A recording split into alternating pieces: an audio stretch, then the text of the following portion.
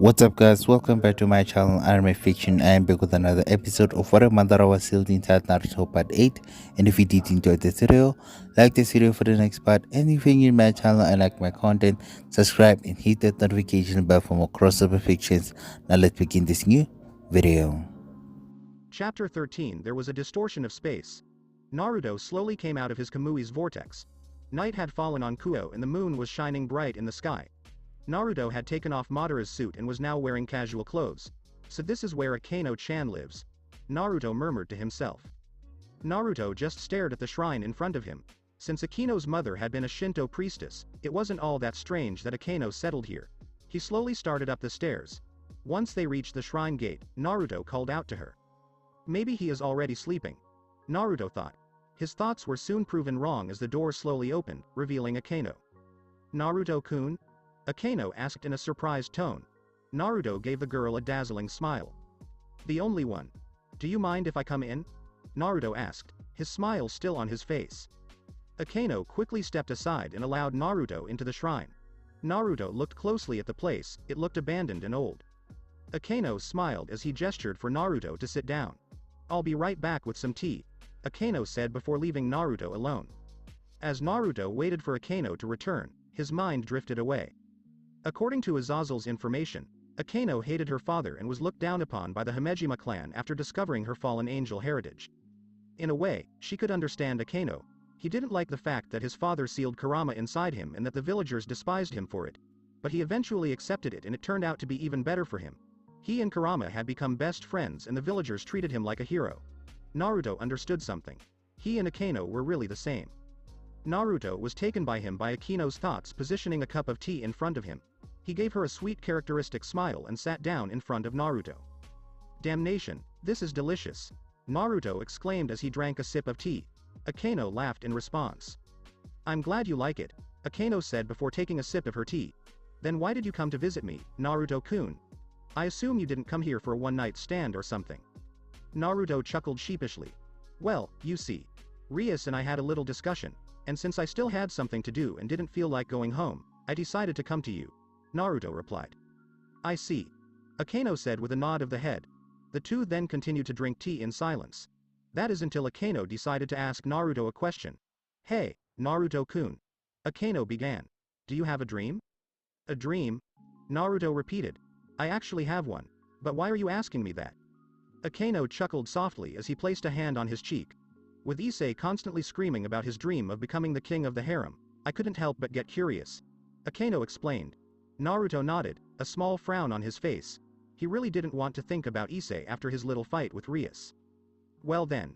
To answer your question, my dream is, Naruto continued spreading his arms, a smile on his face. Peace. Akeno cocked her head to one side. Peace? This is a big dream, Akeno said with a sweet smile. Naruto continued to smile. I've been busy making my dream come true since I was just a kid, Akeno-chan. Naruto's smile faded, a serious expression replaced him. I see this world is full of hate. I want you to change. I want to create a world where everyone is truly able to understand each other. I want to break this vicious circle of hatred, Naruto said. Akeno kept smiling as he listened to Naruto. The boy really interested him. At first, his advances towards him were purely to tease Rias. But over time, she started developing a thing for him.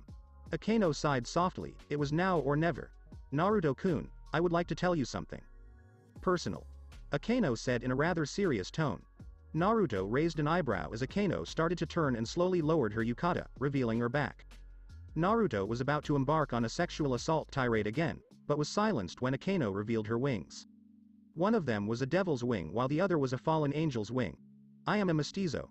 My mother was human and my father was a fallen angel. Later, Rias reincarnated me into a devil, as you know. But my wings haven't changed.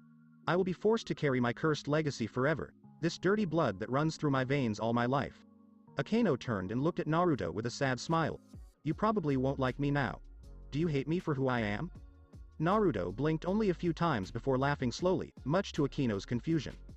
You're really fucking stupid, you know that? Naruto got up and walked over to Akeno. He then proceeded. I don't care if you have fallen angel blood or not. Naruto said softly. Believe me or not, I know exactly what it feels like to be judged for something you have absolutely no control over. Remember, you will always be the same Akeno-chan to me. Naruto finished with a small smile. Akeno was deeply shocked. She couldn't believe the words that had just come out of Naruto's mouth. She wrapped her arms around Naruto and buried her face in her chest, a few tears of hers streaming down her cheeks. Thank you, Naruto-kun. Akeno murmured under his breath. Naruto stroked her back reassuringly. It's late, we should get some sleep. Naruto suggested, to which Akeno nodded. Akeno took Naruto's hand and led him to a futon that was placed in the corner of the room. Naruto took off his shirt and lay down. His face turned red as he saw Akeno start stripping completely. You don't mind if I sleep naked, do you? Akeno asked with a seductive smile on her lips. It seems that Rias' habits have corrupted the poor me. Naruto shook his head, his face still flushed. Go on, I'm used to it. Naruto murmured, making Akeno laugh. He quickly lay down next to Naruto and covered them both with the blanket. You never felt like giving up, Akeno asked suddenly as he placed a hand on Naruto's chest. Naruto was silent for a while before answering. There have been many times where I thought I should quit. I thought it wasn't worth it anymore, that nothing would change. Naruto said, staring at the ceiling. Then he turned his head to Akeno, another bright smile on his face. But then I remembered there were still motherfuckers I had to prove them wrong. Naruto quickly muttered, good night, and rolled onto his side, quickly falling asleep. Akeno wrapped her arms around Naruto's waist. She liked it. No, that would be an understatement. Did she love him? That wasn't good either. This was the day Akeno became obsessed with Uzumaki Naruto. A purple light shone upon the abandoned city of Lucifad. This had been the demon capital during the reign of the ancient Satans. After they died in the Great War and the city of Lilith was made the new capital, life left the city. A small part of Lucifad was still open for tourism, mainly for the purpose of introducing reincarnated demons to the history of the underworld. However, the city center and former palace of the ancient Satans had been completely sealed off, the demons fearful of the dark secrets left behind by their former rulers. Unfortunately, they were unaware that a certain group still had access to this part of the city. Another purple flash appeared over the building. Inside the palace, some demons stood around a large purple magic circle. A young brown-haired man dressed in black armor was watching the demons work with the magic circle. He growled in frustration as another flash of purple light was seen, but nothing else happened. The bright light disappeared and the magic circle took on a softer color. One of the demons standing around looked at the man with an apologetic look on his face. I'm sorry, Shalba-sama. The ritual cannot be completed yet, said the devil with a small bow of his head. Shalba growled again, this time annoyed. I can understand that. Why? He asked dryly. We still lack the required amount of demonic energy. Apparently we need even more than we thought at first, explained the devil. The descendant of Beelzebub rubbed his forehead in response. This was going to be even more annoying than he first thought. Maybe we should call it quits, Shalba. Shalba turned his head across the room. His eyes narrowed on the figure walking towards him. Croisery. Shalba greeted the descendant of Asmodeus.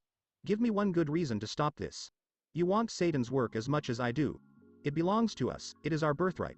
With him on our side, we can remake the underworld into what it should be. Do you think we have the resources to survive another great war? Because we will undoubtedly wage another war if he returns, reasoned Croisery, making Shalba grit his teeth. Why don't we take a chance now and kill those bastards during the three factions meeting? It will be less complicated if we help Kateria at the summit. Kateria can take care of herself, Croisery. Shalba interrupted Croisery with a raised hand. Even if those bastards who dare to call themselves Satan are nothing but imposters, they are not fools. The summit attack is something that will be carried out under the name of the Chaos Brigade, not specifically the old Satan faction. We have to do something bigger. He will really be able to help us. Shalba. Well then. But with things like that, his return is surely a long way off, commented Croisery. Shalba ignored him and turned to the other demon, who told him of the ritual's failure. Tell me, could a devil wielding a Longinus provide enough demonic energy to complete the ritual? Shalba asked the devil. The devil shrugged in response. It depends, he answered. If the demon's demonic energy isn't enough, we could use the powers of the sacred gear to fix it. Are you going to use Valley? Croisery asked, frowning, causing Shalba to grin. Of course not, the boy shares none of our ambitions. Shalba replied with contempt evident in her voice. However, there is another one. While he may not share our thoughts and is just one of those reincarnated filthy devils, I'm sure we can use a little force to change his mind, Shalba said with a cruel smile. Croisery's eyes widened. You're talking about the Welsh dragon, aren't you? Shalba laughed as she started to leave the room. Yes, actually. You should get ready, Croisery. It turns out we will be attending the summit. But you just said, I changed my mind. Shalba replied quickly. You should be happy, now you can be with your dear Kateria. The sooner we leave, the sooner we can finish this damned ritual. Shalba left the ritual room and decided to wander around the palace a little longer before leaving. Finally he found herself in front of an impossibly large door. Shalba slowly opened the door and entered the room. His eyes widened as he saw what was across the room. Shalba walked slowly towards the 4 great thrones. The first throne from Shalba's left was a mysterious blue color, decorated with diamonds. The second throne was slightly larger than all the others. It had a black appearance and was decorated with what looked like obsidian. The third throne had a reddish-brown appearance and, unlike previous thrones, was not as well decorated and kept a simple design. The fourth throne was green in color and decorated with spikes of all sizes, and didn't look all that comfortable to sit on. However, there was one thing the thrones had in common. There was text engraved on each of them. Shalba's eyes danced from left to right, reading the texts. Leviathan, beast of the sea Lucifer, father of all demons. Beelzebub, lord of the flies Asmodeus, infernal demon of lust. Shalba marched to the third throne and sat upon it. He leaned back and crossed his hands on his stomach, a dark smile playing on his lips. Soon this will all be mine. Still. Naruto responded to Madara's order by quickly drawing another seal on the paper. Since Madara had seen that Naruto and Akeno would no longer enter into romantic interactions, he decided that this would be a good time for a nice late-night training session. Madara had instructed Naruto to create the same explosive label over and over again until he was satisfied with the results. Kurama was also present, stating that he was taking a nap, but occasionally glancing at Naruto's training. What the hell are you, some kind of slaver? Naruto growled as he dropped his brush. We've been doing this for a long time. Look how many fucking explosive tags I made, yelled Naruto as he pointed to the huge pile of explosive tags next to him. Madara walked over to where Naruto's brush was now and picked it up. So he took a blank tag and turned it into a bomb tag in less than a second. Madara then quickly grabbed 2 more explosive tags from the pile Naruto had created to compare Naruto's tags with his own. This looks a bit flimsy. Madara muttered as he inspected Naruto's explosive tags. And this. Madara was interrupted by Naruto's frustrated crying. The poor fellow seemed about to tear his hair out. Can't we switch to non-ink stamps? Naruto asked as he grabbed Madara by the shoulders. All this drawing and drawing and drawing. You're driving me crazy, Madara-sensei. I can't even look at these things anymore. Naruto exclaimed as he started crying into Madara's chest. Madara stroked Naruto's back rather awkwardly, hoping to comfort the boy. I hope you realize that these types of stamps are even more complicated than things like stamping labels. How are you going to make a difficult stamp like the forbidden single curse tag when you're having trouble with simply exploding tags? But that was enough for this session, so I guess we can practice some more. Madara concluded with a sigh. I love you, Madara-sensei. Naruto yelled as he hugged Madara. Release me, Madara asked. You were ruining my armor. Naruto smiled as he released Madara and started jumping in excitement. So, what will you teach me? Any kind of Bijudama 2.0. An incredibly surprising genjutsu. In reality, I wanted to discuss something before, said Madara, gathering Naruto. Your Rasen Shuriken is actually a complete version of Rasengan, right? Madara asked. Naruto nodded in response. Are you? Basically add shape manipulation in the wind element and then boom. Naruto said clapping. You have a Rasen Shuriken. I see. Madara said nodding to himself.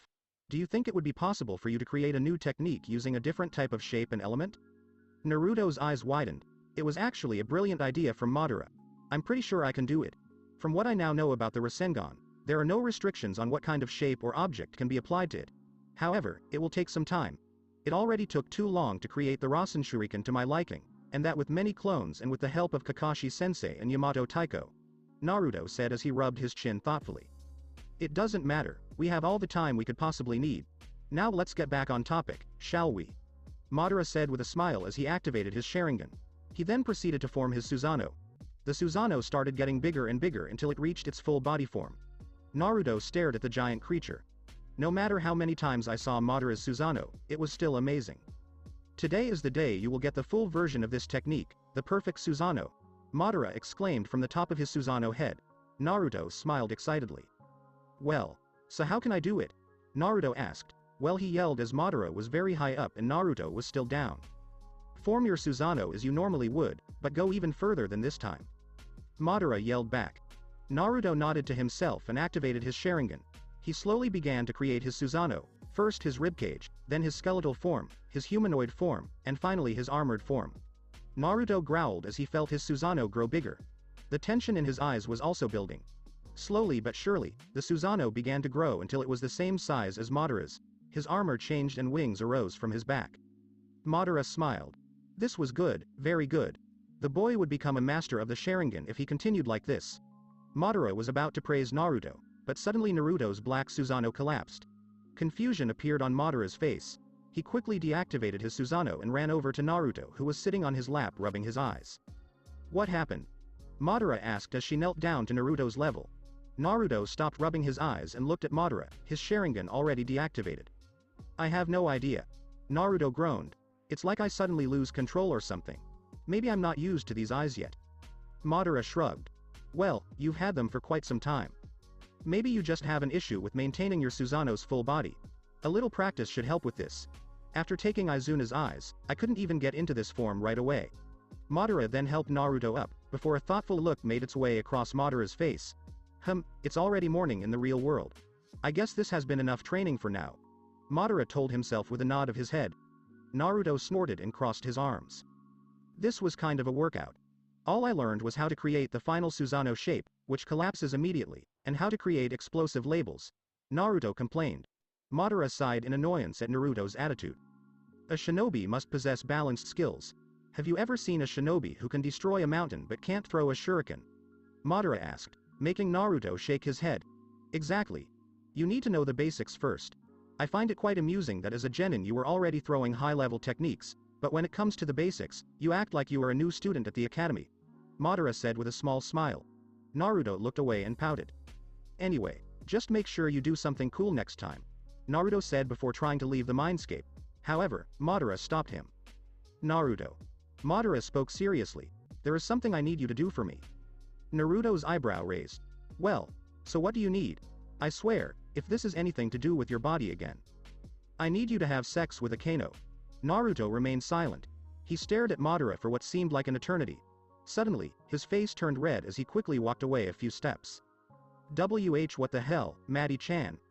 I have a girlfriend, you know. Do you really think I will cheat on Rias? I can decide who I want to sleep with, thank you very much. Naruto yelled as he pointed a finger accusingly at Madara. You are literally sleeping with this girl right now, and she is naked. Madara said deadpan. Naruto tried to answer but couldn't keep the words out of his mouth. Madara approached Naruto, grabbed his head and pushed it against his. My pride and honor are on the line here, boy. The fox and I had a bet on which virginity you'd take first, and I can't let you make love to that spoiled brat, shouted Madara, referring to Rias. Do you understand what happens if I lose? That damn fox will use me as a chew toy for the rest of eternity. Naruto blinked a couple of times. You looks extremely awful to be honest, but it's not like you're going to die or anything. So what is Kurama to do if you lose? Naruto asked. Madara gave a hollow laugh in response. You'll see later. It's not that difficult for you to fulfill my request, is it?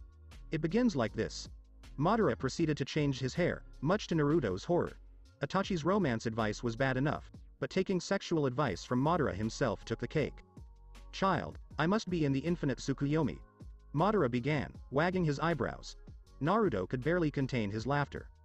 And why? Naruto asked, deciding to play along. Because you were like a dream come true. Naruto burst out laughing. Madara soon joined him. Naruto soon calmed down, wiping a few tears from his eyes. You know, Maddie-chan, you're not that bad after all. We should hang out more often. But I guess it's time to wake up, so I'll see you later. Naruto said with a smile, before disappearing. Madara looked up with a small frown on his face. He had reminded him of a too familiar figure thanks to Naruto. Hashirama. Naruto left a strong yawn while he was sitting straight, lengthening his arms. Waking here was actually much more pleasant than in his own home, since the damn sun would not shine on his face. Naruto was about to get up, but a couple of arms removed it. Naruto turned his head and saw Akeno smile. Good morning, Naruto said, doubting his choice of words a bit. Akeno snuggled closer to Naruto, and she could feel his breasts pressing against his chest. Even though he had gotten used to this kind of situation, it still felt weird since it wasn't Rias. Good morning to you too, Akeno said, stroking Naruto's cheek. You weren't going to leave now, were you? Naruto grinned awkwardly as his eyes quickly scanned the interior of the shrine, looking for possible escape routes. Actually, I was. Everyone at home must be very worried, so I thought I'd make you wait no longer. Naruto explained. Akeno let out a desperate sigh. And here I thought I finally had some company. Akeno said in an excessively desperate tone. It gets really lonely here, you know? Naruto sighed. He knew how awful it was to be alone. But the thing was, he didn't really know if Akeno was just joking or serious, but he leaned towards the former.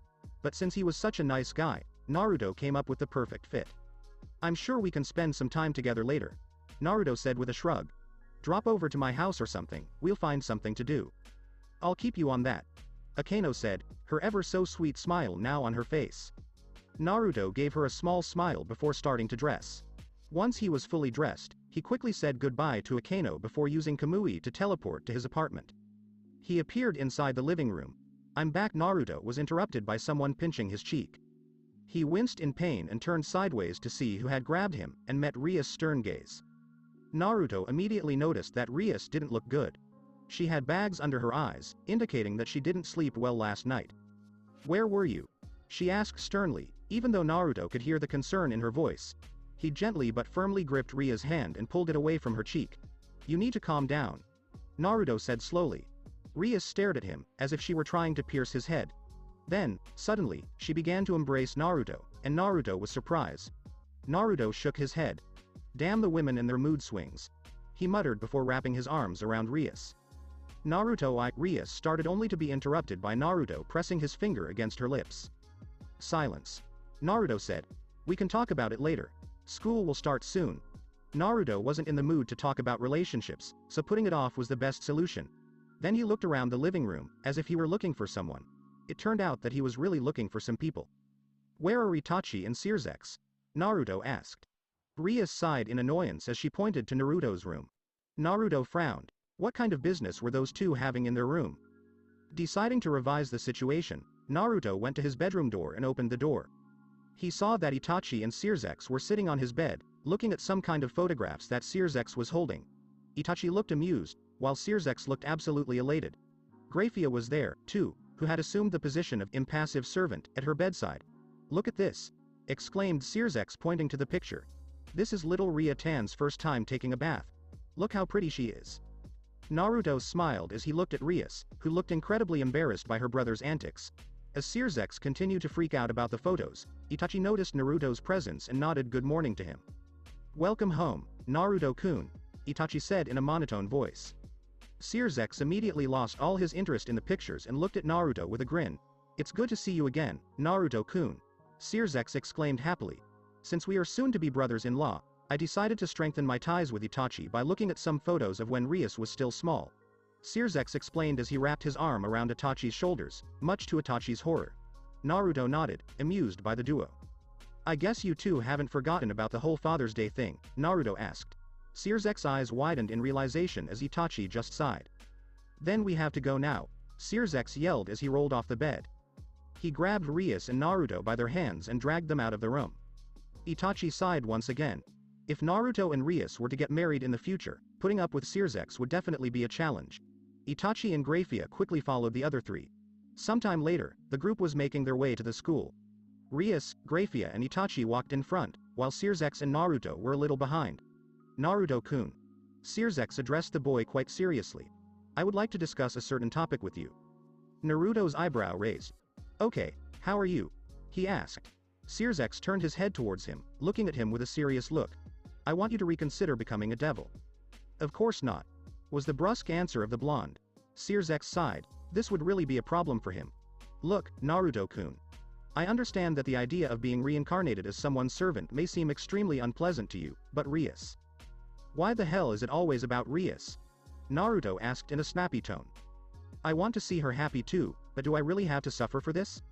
I get that she's your sister and all, and you don't even have to give a shit, but it would be nice if my feelings were actually considered for once. Naruto finished with a bitter smile. I want you to be happy too, honestly. Sasuke assured Naruto with a gentle smile. But think of it this way.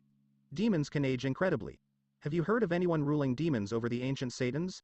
Naruto shook his head. Exactly. That's how old we can be. I don't want Rias to suffer later because you're gone and she still has centuries ahead of her. Sasuke explained. Naruto frowned slightly. Was he willing to sacrifice his humanity for Rias' sake? Itachi and Kurama probably wouldn't care, but Madara would surely go mad and he would never speak to him again. Being a devil would also be a setback to his plans. If any of his darker actions were discovered, the other demons would also take some of the blame. He had spent half of his shinobi career trying to prove that he wasn't the Kyuubi, who was considered a demon at the time. Being reborn as a devil would surely do all of this for nothing. I don't think I'm ready to make such a game-changing decision at this point in our relationship, Naruto said softly, earning a confused look from Sasuke. I can believe or reject his words only if he says she loves me, and I myself am not too sure of my feelings. You are talking nonsense right now. Ria-tan is madly in love with you. Sasuke nearly screamed, earning a few curious looks from Itachi and Grafia. Naruto snorted. Yes, she is in love with the boy who saved her from Riser. She desperately clings to that image she created in her head and doesn't want to lose it. To be honest, we barely know each other. Of course I still care about her, and I do too, if you know what I mean. I just don't feel like ending up as some kind of vacuum cleaner for everyone. The problems that are thrown at Rias. You know you don't have to join the Rias peerage specifically, right? Sasuke said, a smile on his lips. Naruto cocked his head in confusion. I am offers a place in my nobility. I still have some pieces of pledge, and if they are not enough to reincarnate you, I'm sure I can get some pieces of a Juka mutation. Hell, maybe a Juka wants you in his peerage himself. Sasuke broke off with a chuckle. Naruto's eyes widened slightly in response to Sasuke's offer. Being among Satan's nobility was no joke, but even so, he had different priorities. Sorry, my answer is still no, Naruto said in a voice that had no room for discussion as he turned his head away from Sasuke. The Satan sighed as he too looked away. He thought that he could surely convince the boy by playing the Rias card. Oh well, he still had many opportunities ahead of him, there was no need to rush the matter. Sasuke and Naruto didn't exchange a word for the rest of the walk. The only sound heard was that of Rias conversing with Grafia and Itachi. Soon the school building appeared, much to Naruto's relief. The tension that had left behind from the brief conversation between him and Sasuke was beginning to irritate him. Naruto suddenly found himself being dragged away by Rias, who seemed to want to run away as fast as possible. Okay then. Naruto and I really have to go to our classes now, so see you later, Rias said quickly as she ran off, dragging Naruto with her. Sasuke laughed at the couple while Grafia and Itachi just watched without emotion. Oh, young people these days. I'm really something special, don't you think, Itachi? I consider myself young too, for your information. Unlike a certain person, I don't have a few centuries already. You were wrong, you know. The lessons passed too slowly for Naruto's liking. He'd never really been a fan of the school anyway, and the fact that he could almost literally feel Akeno's gaze piercing him from behind didn't help. He was really happy that Rias wasn't in this class, otherwise the biggest fight in the world would have broken out here and now. I never thought I'd ever see you go to school like a good student. Naruto's head fell back onto his desk, earning some curious looks from his classmates. I love you so much right now, Kurama. I thought I was going to choke on this thick layer of shit this teacher is spewing. Naruto said to the fox in his mind. Please. Talking to you is definitely a lot better than having to put up with Madara's presence. So what's on your mind, boy? Naruto sighed almost imperceptibly. Bite. It is right that one of the Satan wants me become a demon. One of my colleagues is about to launch an attack against the meeting between the three main factions and meet Itachi. Probably record all this so as to be able to watch later. No, this is just another normal day in Uzumaki Naruto's life. Well, you've always been the type of person to attract trouble. Kurama said amused. Naruto smiled to himself. No, Kurama, I'm one of those people who actively seeks trouble. Naruto felt a release from the heavy chains as he heard the bell ring. He took his time getting up from his chair, savoring every second. He stretched out his arms, cracking the bones. He then proceeded to slowly walk out of the classroom, enjoying the hatred he could feel the teacher radiating. Naruto smiled as he watched all the students leave the classroom. He hadn't done shit in class, and I felt good. Someone seems to be happy that class is over. Naruto turned his head to see Akeno standing over him, her arm already tied to his. Naruto blinked. He was sure Akeno had already left class before him, and he still wasn't there when he walked out the door. The fact that Akeno could track him faster than she could say, Kamui, made Naruto feel a little uneasy. Yes, I would have died if I had to spend another minute in that miserable classroom. Naruto muttered. Akeno chuckled as she leaned her head lightly against Naruto. The two continued walking down the corridors, earning several looks from the students. Is Akeno Wanisama with Naruto-senpai? I thought you were dating Rias Wanisama? Are you cheating? They are so cute. Naruto clenched his fist tightly, fighting the urge to use his Susanoo to crush everyone. If they wanted to talk about him behind his back, they could at least try to keep quiet. Suddenly he felt Akeno's grip on his arm tightening. He was greeted by Akeno's trademark smile. Please ignore them, Naruto-kun. They can keep filling their heads with their little fantasies. Do not worry. Akeno said reassuringly. She then pulled Naruto down lightly, his face moving perilously close to him. Our relationship will be our little secret after all, Akeno whispered in Naruto's ear. The two were interrupted by the screams of the other students, who yelled something about someone dressing up as a magical girl in the gymnasium. Naruto looked incredibly confused as Akeno just laughed. So she's there too? Poor Sona will have a very hard day. Akeno said to himself. However, Naruto's confusion still hadn't been cleared up. Who's here too? And what does Sona have to do with all this? Naruto asked. Akeno continued to laugh as she dragged him with her towards the gym. When they arrived, the gym was already full of people. In the center of all attention was a raven-haired girl dressed in some kind of strange dress, striking poses and straddling. Naruto and Akeno quickly spotted Rias and Issei and approached them. So Bucko, Leviathan-sama has decided to visit us. Akeno asked Rias. Rias frowned slightly as she watched Akeno cling to Naruto, but nodded anyway. Oni-sama told me that he will also represent the demons during the meeting of the three factions. Rias explained. Suddenly, that magic girl appeared right in front of Rias, slightly surprising the redhead. The girl turned around and Naruto could almost see sparks coming from her body. Rias-chan. The girl exclaimed. You've grown a lot since I last saw you. And you certainly grew up in more ways than one, he muttered as an afterthought as he used his cane to touch Rias's breasts, much to Rias's embarrassment. I'm happy to see you too, Serafal-sama. Rias greeted Satan, trying to hide the annoyance in her voice. I take it you're looking for Sona? I couldn't stop looking at my little Sona-chan again. I would have stayed right in her netherworld if she hadn't been there. Serafal said defiantly. On the other hand, Searsex-chan threatened to cancel my show if I didn't go with him. Naruto just looked at the Satan, a blank look on his face. What was wrong with all these faction leaders? First there's the lazy Azazel with his addiction to wine, then there's Searsex who's a total siscon, and now Naruto has discovered that Serafal has some sort of magical girl obsession with lowly behavior. Naruto was taken out of his thoughts when Serafal suddenly started actively pinching and touching his cheeks. You're cute. Serafal declared. Those marks on your cheek make you look like a fox. Then Serafal gasped as a brilliant idea occurred to her. Maybe you can be my partner. My cunning fox. Every magical girl needs a partner, and I don't have one yet. Serafal complained. I'll consider your offer, Sparkles. Naruto said playfully. Serafal released her cheeks and crossed her arms as she pouted childishly. If you're going to call me by a nickname, call me by my real nickname, Satan Girl. Serafal exclaimed as he struck another pose. Naruto just chuckled in response. I think Sparkles is fine. Serafal was about to throw a tantrum, but her eyes were fixed on Sona, who had just entered the gym. Serafal ran towards her sister with speeds that would put Naruto's father to shame. Once he was within reach of her, Serafal began to choke Sona. Your leaders are certainly fun people. Naruto commented. Rias sighed and shook her head. Let's go home. Naruto and Rias suffered now. Apparently, Itachi had thought it was a good idea to invite Searzek and the father of Rias, Zedekus, to the apartment so that they could see the recordings they made during their period at school. While Naruto certainly enjoyed Rias' recordings, his suffering began when Itachi decided to play the recordings he made of their class. Didn't you feel so good during the class, Naruto-kun? He asked Searsex jokingly. You looked like you were having a heart attack when you almost fell on your desk. Zeodicus chuckled as Itachi smiled in amusement. Naruto was about to make a sarcastic reply, but Rias grabbed his arm and dragged him towards the bedroom. Once we entered the bedroom, Rias closed the door tightly and sat on the bed. What the hell, Rias-chan? I was about to roast that son of, it does not matter. Naruto frowned when he saw Rias looking down a bit.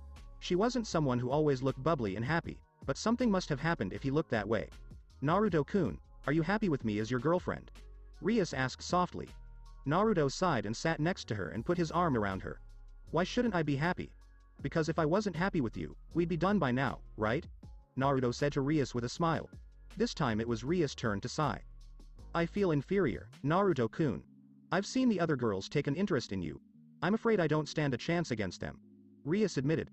Look, if you were less than one of those girls, why are you my girlfriend? Let's not start shit. We share feelings for each other, and while it may not be pure love yet. That's what worries me. Rias yelled. What if you fall in love with someone else?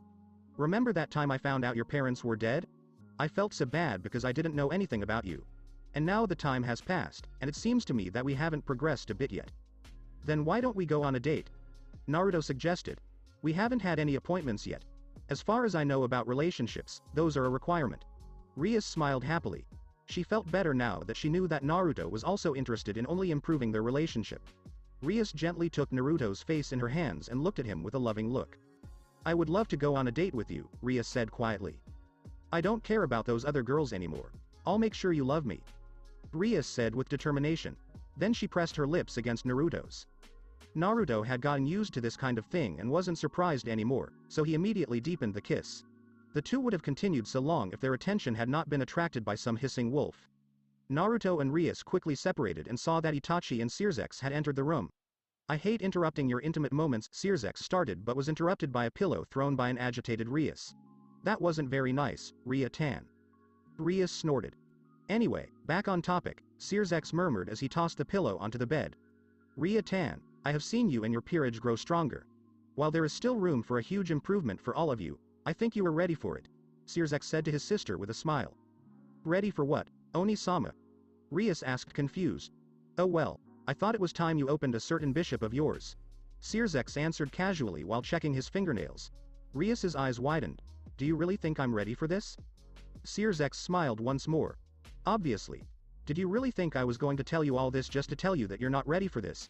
You'll bring out little Gasper-kun tomorrow." Rias brightened and nodded. Sirzex smiled at Rias' enthusiasm.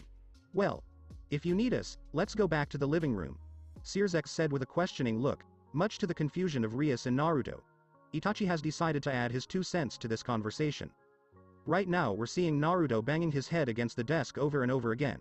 So if you're listening to anything here, don't make too much noise or you'll ruin our enjoyment. The pillow Naruto threw failed horribly.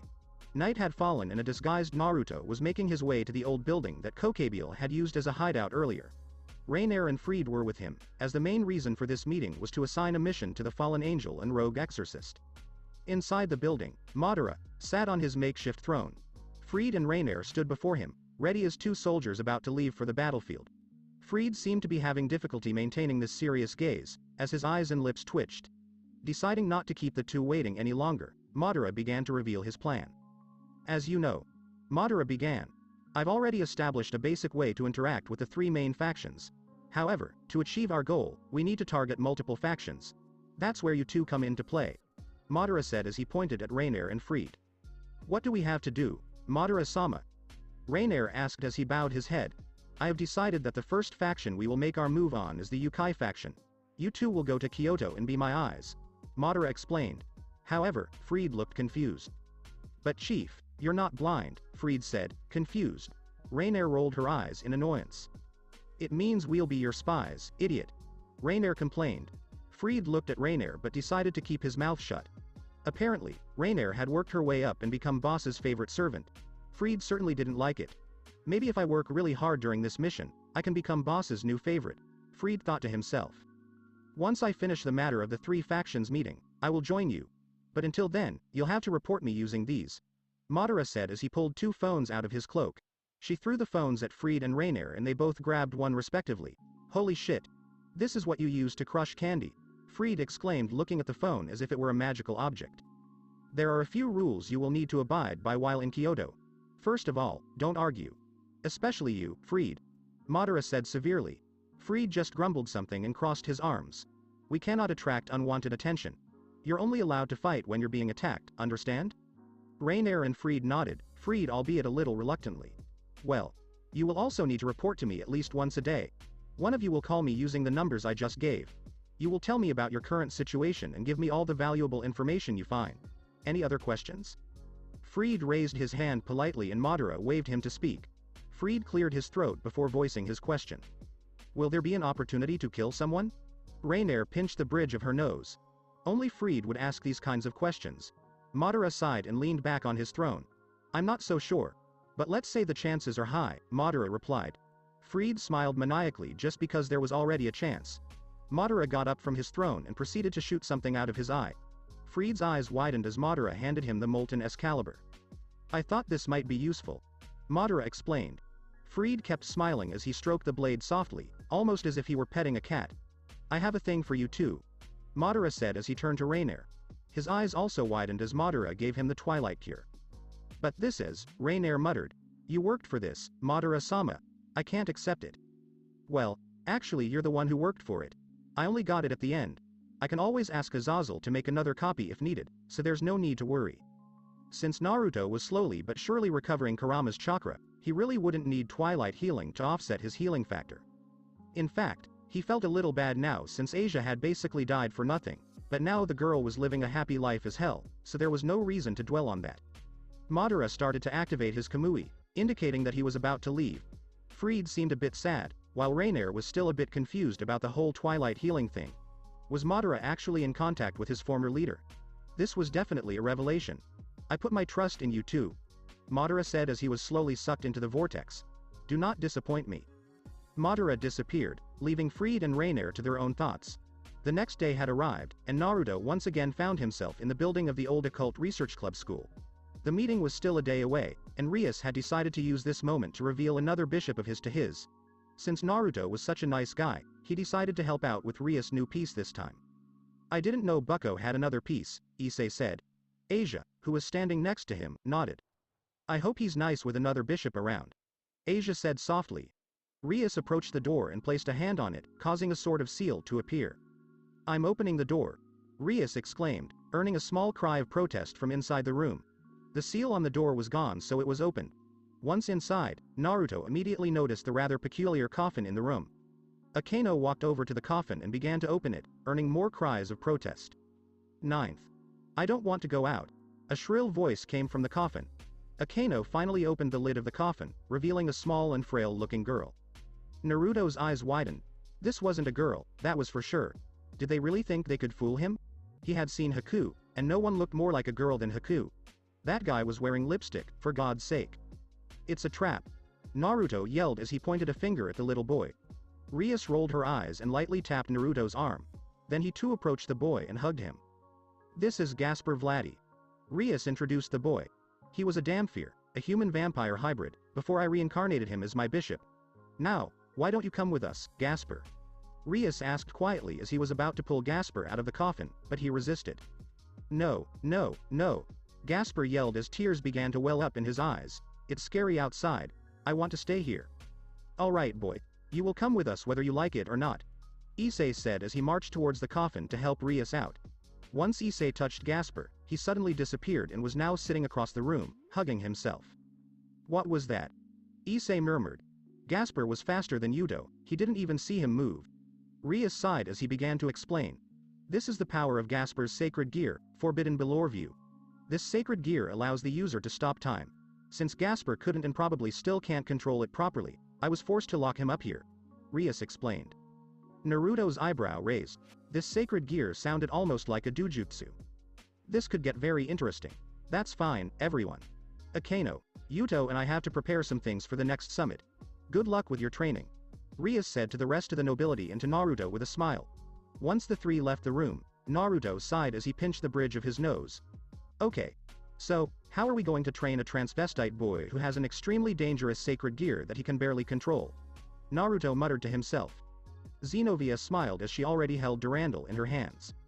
We have to get him out of this room first, Naruto-san. Then we can start right away with your torture, training. Xenovia smiled as she leapt at Gasper. Gasper let out a small squeal of surprise as he scrambled away from his seat, avoiding Xenovia's deadly blade. Xenovia immediately started chasing after Gasper. Naruto sighed as he saw the two leave the room, Kaneko also following. What a nuisance. Naruto started walking out of the room slowly, hands in his pockets. He needed to stop Xenovia and Kaneko before they could do anything to seriously harm the poor boy. But there was no need to rush things, this little chase could serve as a good warm-up for Gasper. As they walked down the corridor, Asia and Issei were casting curious glances at Naruto who was staring straight ahead. Even though nothing had happened, the tension around Naruto seemed to run high, and this really irritated the demons. I think Gasper-kun's power can be extremely useful for us in the future, Asia said with a small smile, hoping to strike up a conversation. Yes, that's totally rude, Issei replied with a smile. It's not an everyday thing to see someone who can stop time, it probably has to be one of the strongest abilities out there. Naruto suppressed the urge to snort. He didn't want to sound like an idiot or anything, but stopping time was nothing compared to the things he'd seen. Madara had blasted 2 cursed meteors out of space. With his limited knowledge of sacred gears, he wasn't even sure there was a sacred gear comparable to the powers of the Rinnegan. What do you think, Naruto-senpai? Asia asked gently. I agree that it can be useful, but only if the child is well trained. If we let Xenovia have her way, we'll be preparing her funeral soon. Naruto answered, annoyance evident in his voice. I don't think you give Xenovia credit, Issei said with a wave of his hand. I'm sure he can handle Gasper. The issue here is not whether she can do it or not, Hyodo. The guy hasn't been out of that room in a while and Xenovia is chasing him with a fucking holy sword, which is extremely dangerous to demons in case you forgot. Naruto groaned as they left the old building and saw Gasper being chased by Xenovia and Kaneko. Xenovia was still using Durandal and Kaneko was holding garlic. Naruto quickly activated his Sharingan and manifested his Susanoo arm, using it to pull Gasper away from the mortal duo. Naruto-san. Xenovia moaned, we have been fine. Flashy weapons and sacred gears are nice and all, but they are completely useless in a fight if you can't use them properly. Naruto said as he held Gasper tightly, using one hand. To cover your eyes. Since we can basically say that Gasper has no battle experience, let's start with that. The Issei narrowed his eyes at the blonde. And why are you the one who will decide it? Naruto smiled, but it wasn't a normal smile, he was almost bloodthirsty. Because I can turn everyone here to fucking mush, that's why. Issei didn't say another word as Naruto stretched out his arms, preparing himself for what was to come. I haven't seen the fighting skills of all of you in depth, so let's start a game. Now, do you want to have a battle royale or a team fight? Naruto asked. The poor devils would suffer either way, so he could at least let them decide. I want to fight as a team, if that's okay with you. Gasper said weakly, still being held by Naruto. He didn't want to fight, but he realized that he really had no choice in the matter. I'd also prefer to fight as a team, Xenovia said. Naruto looked at the others with a questioning look, waiting for their response. Kaneko and Asia nodded, indicating that they too wanted to team fight. However, Issei was quickly shaking his head, there is no way. Any team with you on your side will win anyway. Those damned eyes that you have given a truly unfair advantage. Said Issei while indicating Naruto. Naruto smiled simply in response. See? You're actually admitting that I'm stronger. Said Naruto smugly. In that case, I will not use my Sharingan in this battle. Or are you still scared? Naruto grinned. Issei's eyes widened. Without those elegant eyes, Naruto would have been easy prey, or so Issei thought. The boy smiled as if he had already claimed victory, oblivious to the other tricks Naruto had up his sleeve. You're filling up. Issei said, the smile still on his face. So, what are the teams? Naruto began to stroke his chin, striking a thoughtful pose. I think I have an idea. Asia and Gasper will be on my team, while you, Kaneko and Xenovia will be on the other team. Do you think it's okay? Issei's smile widened. Asia wasn't really the fighter type, she played more of a support role. And Gasper hadn't fought in a while, so Naruto was the only real threat. But he was outnumbered and unable to use his main power. It would have been easy. Naruto smiled, almost as if he could read Issei's thoughts. Everything was going according to plan. He was going to employ the Madara tactic on the enemy team, giving them false hope and then taking it away. It wasn't like he had anything against Issei or anything like that, well maybe just a little. Rias had been acting like a pain in the ass after Naruto refused to train the boy. But those things were now in the past. If he was going to train the peerage of Rias, he wanted to do it right. I'm glad everyone agrees. Naruto said with a smile that was a bit too sweet. I will give all of you 10 minutes to prepare for combat. Try to come up with some sort of strategy or just kill time by sitting on your butt. Naruto grabbed Asia by the arm and pulled her towards him. He then put some distance between his team and the enemy, creating a circular formation. Alright guys. Naruto began as he looked at Gasper and Asia. I know what you're thinking. Enemies have a holy sword, a Longinus level sacred gear and a lowly with super strength. But it does not matter. Because we have one thing they don't have. Naruto said mysteriously. Asia and Gasper cast questioning looks at the former shinobi. The power of friendship. An awkward silence fell over the team. Friendship is really nice, but I don't see how it will help us against the other team. Asia said softly. That's because he won't. I was just joking with you guys. Naruto said, making Asia and Gasper sweat drop. However, what we have are 2 extremely powerful sacred gears and 1 rude one. Naruto told them with a smile. But senpai. I can't use my, Gasper said meekly. Naruto smiled and gave a pat in the boy's head. You were a half vampire before becoming a devil, right? Asked Naruto, mentioning Gasper. Then I'm sure you still have a few more skills.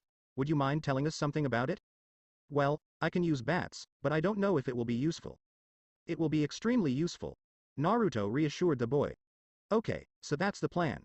Gasper will use his bats as a tool to slow everyone down. Asia, I know you can shoot some kind of magic bullet, but it's not very fast. This is where Gasper's bats come into play. You'll be able to hit Hyodo and Kaneko-chan for sure. Naruto explained. But Xenovia? And Gasper's bats can't stop them forever. Asia said in a worried tone.